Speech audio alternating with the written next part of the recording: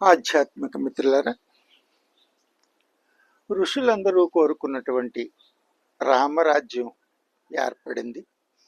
వశిష్ఠ మహర్షి ఆధ్వర్యంలో సీతారాముల పట్టాభిషేకం శోభాయమానంగా జరిగింది. భరత, లక్ష్మణ, శత్రుఘ్నులకు ప్రత్యేకమైనటువంటి బాధ్యతలను అప్పగించడం జరిగింది. భరతునికి విదేశీ వ్యవహారాలను, అలాగే ధార్మిక సంబంధమైనటువంటి కార్యక్రమాలపై పర్యవేక్షణ,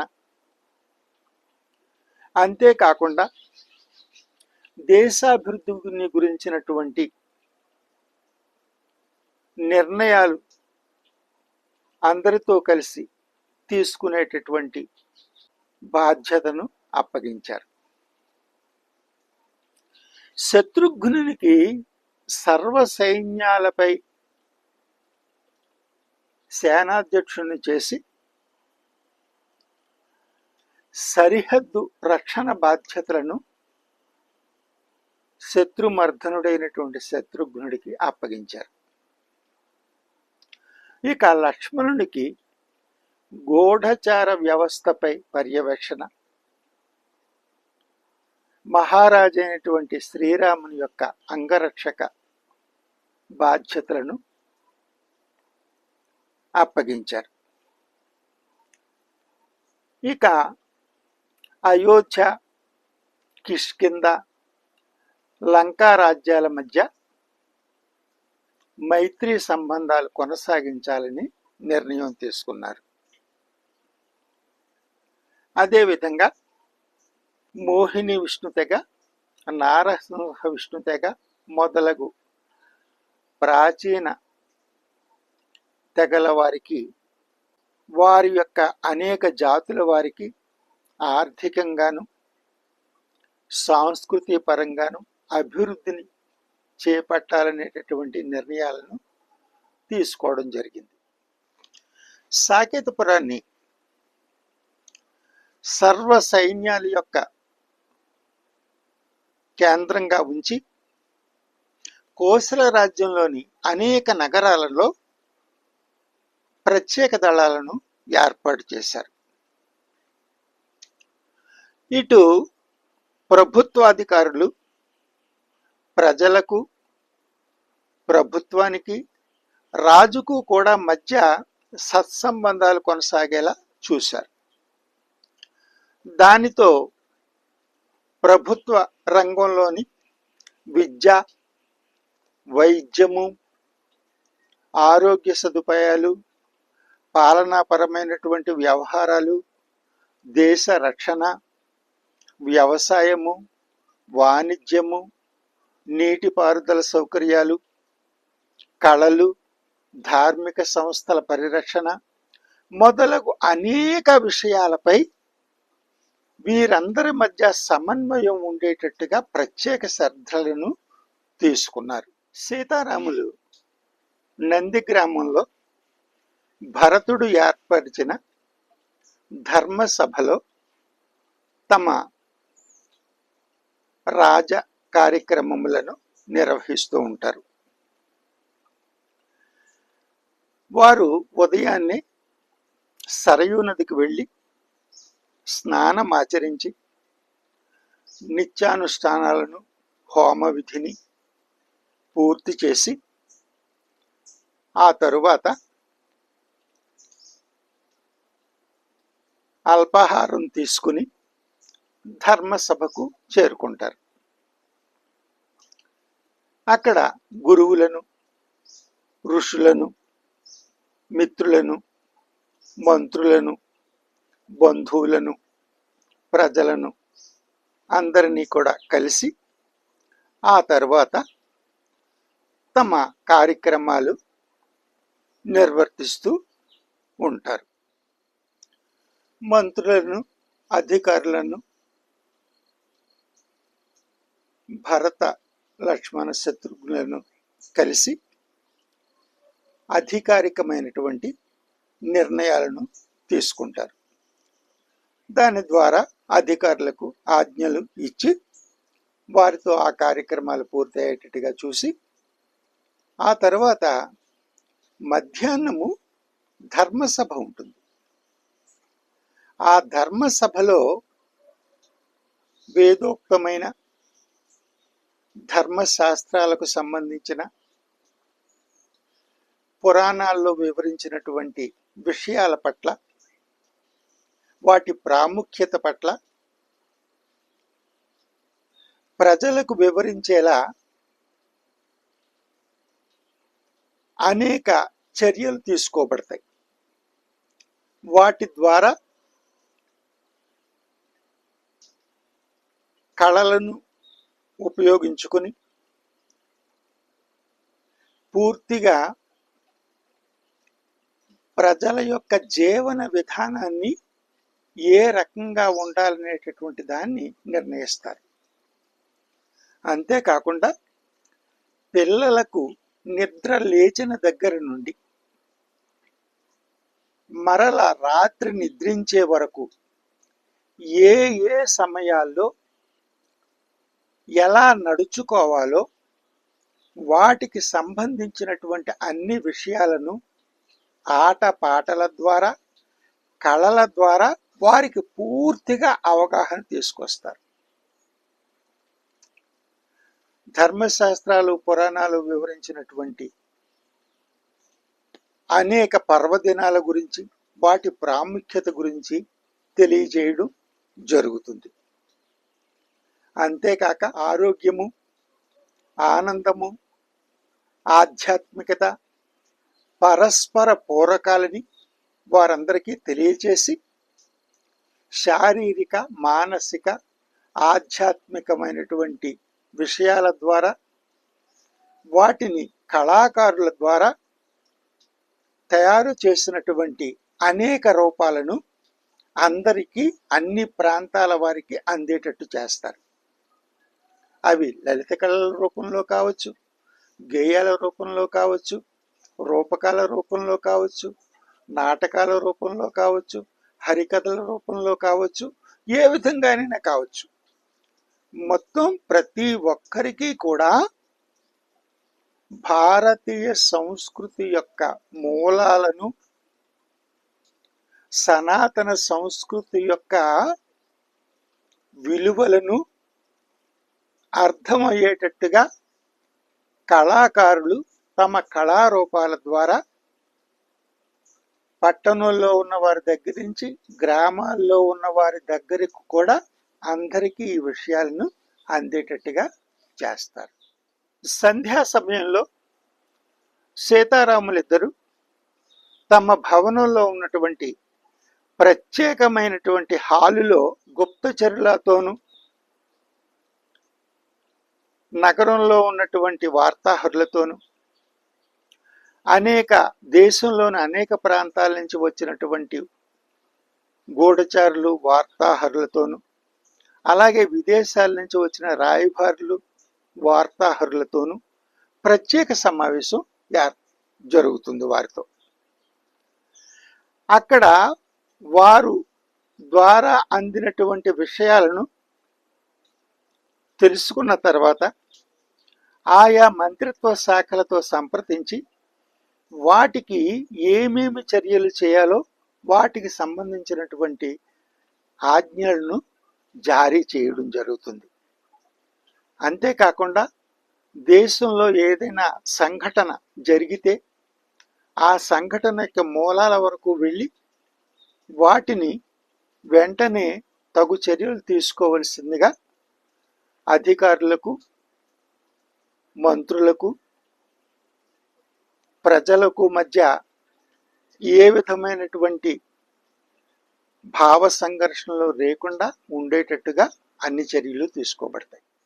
దశరథ మహారాజు యొక్క సూచనలను సీతాదేవి,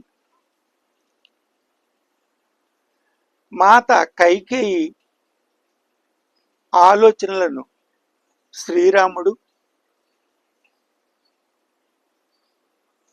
గుర్తుంచుకుని వాటిని చక్కగా అమలు చేయడం కోసం అనేకమైనటువంటి సంస్కరణలను సీతారాములు తీసుకొచ్చారు.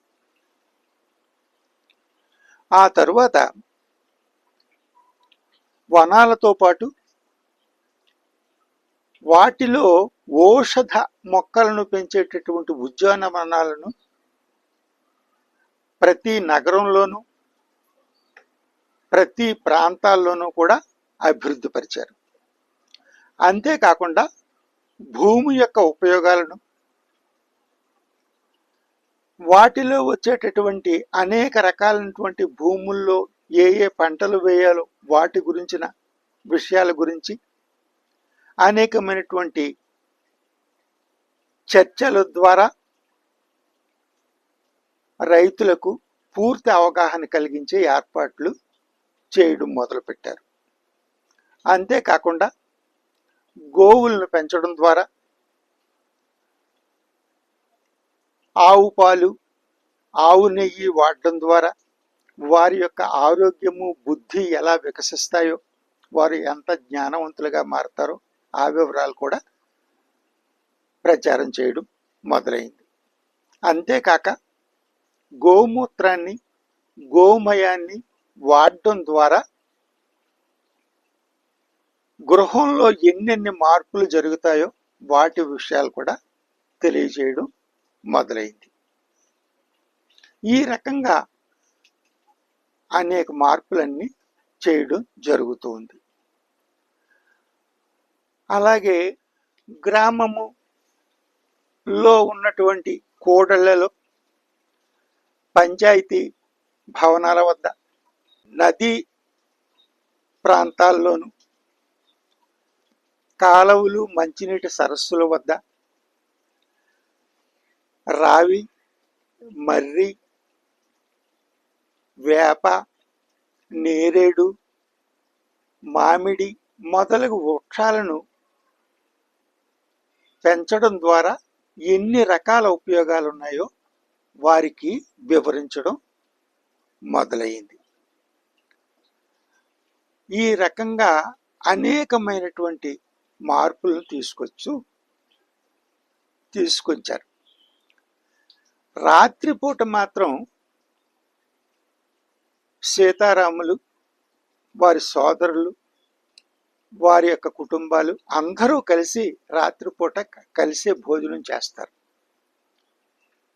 ఆ తరువాత వారందరూ కూడా దేశంలో ఉన్నటువంటి, రాజ్యంలో జరుగుతున్నటువంటి అనేక విషయాల గురించి ఇష్టాగోష్ఠిగా ఆ విషయాలన్నింటినీ కూడా చర్చించుకుంటూ ఉంటారు. ఏ ఋతువుల్లో ఎటువంటి ఆహారం తీసుకోవాలి, ఎటువంటి జాగ్రత్తలు తీసుకోవాలి అనేటటువంటి విషయాలను అన్ని ప్రాంతాలకు అందేటట్టుగా ఏర్పాట్లు చేశారు. అంతేకాకుండా మన ఇంటి చుట్టుపట్ల వాటికి మొలిసే మొక్కలు ఉంటాయి. ఆ మొక్కలు, అంతేకాకుండా మనం ప్రత్యేకంగా పెంచుకునేటటువంటి తులసి మొదలైన మొక్కల యొక్క ఔషధ గుణాలను అందరికీ వివరించడం ప్రారంభించారు. సూర్యోదయాన్ని స్నానం చేసి ఆ సూర్యునికి నమస్కారం చేసుకుని తులసి దళాన్ని ఉదకంతో కలిసి ప్రసాదంగా తీసుకుంటే వచ్చేటటువంటి ఉపయోగాలను కూడా వివరించడం ప్రారంభించారు. అంతేకాకుండా మన ఇంటికి దగ్గరికి వచ్చేటటువంటి పక్షులు, జంతువులు, వాటి కదలికలను బట్టి ప్రకృతిలో జరిగేటటువంటి మార్పులను ఎలా గమనించవచ్చో వాటిని కూడా తెలియపరచడం ప్రారంభించారు. ఈ రకంగా వాళ్ళు అన్ని రకాల జాగ్రత్తలు తీసుకుంటున్నారు. ఇక ఈ కేకారణ్యాలన్నీ కూడా వన్యమృగ సంరక్షణ కేంద్రాలుగా మారిపోయాయి. అంతేకాకుండా జన సమృద్ధికి దగ్గరగా ఉన్న వనాలన్నీ కూడా ఆవులు, జింకలు, గుర్రాలు మొదలగు పెంపుడు జంతువుల యొక్క వన్య రక్షణశాలలుగా మారిపోయినాయి. ఈ రకంగా ప్రతి ఒక్కదాన్ని కూడా అభివృద్ధి పరుచుకుంటూ వాళ్ళు ముందుకు వెడుతున్నారు. నీటి చలమలు సెలయేర్లు ఉన్న ప్రాంతాలు పక్షుల యొక్క రక్షణా కేంద్రాలుగా మారిపోయాయి. ఇక కేకారణ్యాలన్నీ కూడా వనాలుగా తీర్చిదిద్దడం జరిగింది. అంతేకాక అక్షయ తృతీయతో ప్రారంభమైనటువంటి త్రేతాయుగంలో జనులు విపరీతంగా అభివృద్ధి చెందారు. సృష్టి క్రమ వికాసం కోసం సనాతన ఋషులు ఎంత శ్రమ పడ్డారో మనం చూసాం. కానీ ఇక్కడ అవన్నీ ఆ సమస్యలన్నీ తొలగి విపరీతమైనటువంటి జనసంఖ్య పెరగడంతో పాటు మిత్రరాజ్యాల మధ్య రహదారులు ఏర్పడ్డాయి. మరణాల సంఖ్య తగ్గింది. జనులందరూ కూడా ఆనందంగా ఆరోగ్యంగా ఎప్పుడైతే ఉండడం ప్రారంభించారో ధార్మిక కార్యక్రమాల పట్ల అభిరుచి పెరిగింది. ఆ తరువాత మిత్రరాజ్యాల మధ్య ఎప్పుడైతే సత్సంబంధాలు మొదలయ్యే రహదారులు ఏర్పడ్డాయో ఈ మిత్రరాజ్యాలన్నీ కలిసి అఖండ ఆర్యావర్త సామ్రాజ్యంగా ఏర్పడ్డారు వీళ్ళు. దానితో అయోధ్యతో పాటు రెండవ రాజధానిగా శ్యామ్, దాన్నే మనం ఇప్పుడు థాయిలాండ్ అని పిలుస్తున్నాం, అక్కడ రెండో రాజధాని ఏర్పడింది. ఇక దానితో పాటు బాలి దీవులు, ఇండోనేషియా, మలేషియా, కొరియా ప్రాంతాలు విస్తరించాయి. అవి కూడా సాంస్కృతిక కేంద్రాలుగా ఏర్పడ్డాయి. తక్షశిల,